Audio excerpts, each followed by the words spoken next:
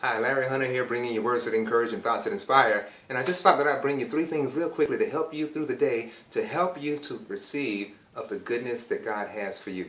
Number one, He puts a dream in your heart and He'll give it in the form of a seed, because the way God works is that it's a principle of seed time and harvest. What He promises you, He'll give you in the form of an idea, an inspiration. It's small, it's just a little teeny seed. But if you'll work with it, it'll grow and grow and grow until what God promised that He would give to you. Okay? So, as you're pursuing the dream that God's put in your heart, I want to tell you first off that number one, don't put off getting started. See, a lot of times we try to figure out what God has spoken to us that He wants to do. We try to figure out how it can happen. How in the world? I don't see, no way. And sometimes we talk ourselves out of ever getting started. You got to get started. Get into God's process of seed time and harvest in order to eventually see the result.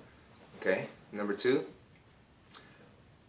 one problem we run into is that as we're pursuing what God's put in our heart, we're looking around for fruit. We're looking around, we're checking to see for results, and we check too quickly.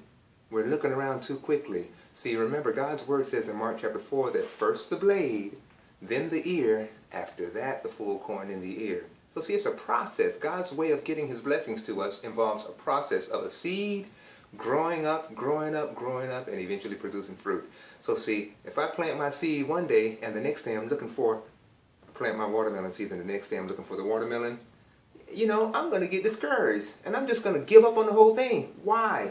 Because I didn't understand the process.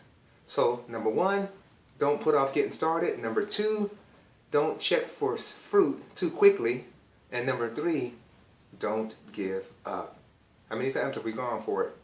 Believing God for something, we put all this energy into it, and then we give up just short of what would have been the manifestation. Hebrews 10:35 says, "Cast not away therefore your confidence, for it has great recompense of reward." Galatians chapter 6 verse 9, "And let us not be weary in well-doing, for we shall reap in due season if we faint not." Understand God's process. Seed time and harvest. The seed, He gives you the seed.